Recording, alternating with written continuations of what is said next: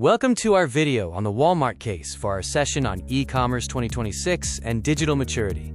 We are 6 members, each covering a key link in the argument. We will walk you through how a traditional retailer transformed its store network into digital infrastructure. Let's begin with the context.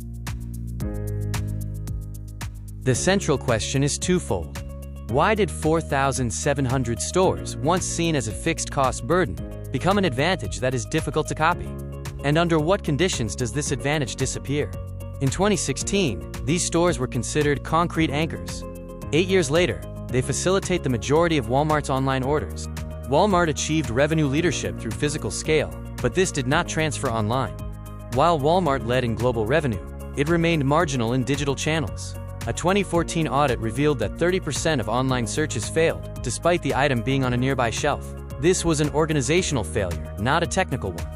Looking at the timeline, the 2000s were a quote, decade where e-commerce was run as a detached unit. The shift occurred when Walmart redefined its stores from mere points of sale to fulfillment nodes. This single redefinition moved these 4,700 buildings from the cost column to the capability column. This case is essential because it demonstrates a path up the maturity ladder for non-digital native firms. Walmart is a physical firm building software and digital culture on assets it already owned. It is an example of retrofitting existing operations, which is the most realistic route for many established companies. The business model transformation involves creating, delivering, and capturing value differently. Stores now serve as a menu of fulfillment methods. However, we must be cautious. These 4 revenue streams are not yet fully integrated, and advertising remains at a significantly smaller scale compared to Amazon. The operating machine relies on 3 layers: historical supply chain data, modern orchestration software, and a unified interface. The critical bottleneck is inventory visibility. If shelf stock doesn't match the digital books, the entire orchestration model fails, causing the stores to revert to being simple, fixed-cost burdens. Regarding revenue, the shift is from a retail model to a retail platform. Advertising and data services are the highest margin streams. Importantly, these are not separate from the subscription program. They are 2 sides of the same asset. Frequent shoppers generate search data, which is then sold to suppliers. Walmart's advantages, geographic footprint, grocery density, and supplier relationships are not technological. They are structural with long time lags. They are difficult to copy, but require constant managerial maintenance. If Amazon or others achieve similar fresh category density, this cost advantage will be leveled.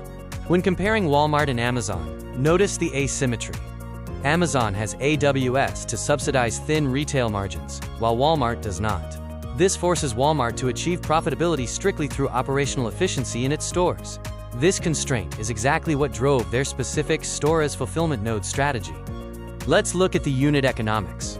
Fulfilling a grocery order via a store node, especially through customer collection, is significantly more profitable than centralized fulfillment. A store becomes infrastructure when it crosses a daily order density threshold, around 19 orders a day in our illustrative model. The last mile is the single largest cost in e-commerce. By leveraging stores, Walmart attacks this cost directly. However, this is a displacement, not an elimination.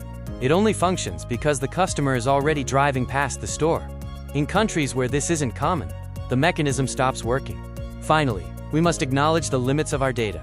Many figures, such as e-commerce profitability or order touchpoints, are third-party estimates, not Walmart disclosures. Our analysis is an assumption stack meant to illustrate the mechanism, not to provide audited financial data. Every strength has a corresponding risk. For example, in-store picking can cause aisle congestion and stockouts, potentially hurting the core customer experience. Furthermore, prioritizing sponsored search results could contradict the everyday low-price brand promise if not managed with extreme care. In conclusion, our model relies on the assumption that order density remains above the break-even threshold and that no rival achieves comparable density in fresh categories. This remains a condition to be tested, not a guaranteed outcome. We challenge the Amazon Group to price the density-building path in fresh categories. Moving to our transfer to Vietnam, we focus on the mechanism, not the form. The order of priority is crucial. Clean inventory data first, then fix incentives. Trying to invest in fancy orchestration technology before these basics are handled is why many firms fail at the first step. Why does this matter? Because the specific form doesn't always transfer. For instance, curbside pickup is tied to American car culture. In Vietnam, that creates an unnecessary need for car parks, while missing out on the two-wheeler advantage that already exists. 3 final lessons from this case. First, an asset is only a burden if its function is defined wrongly.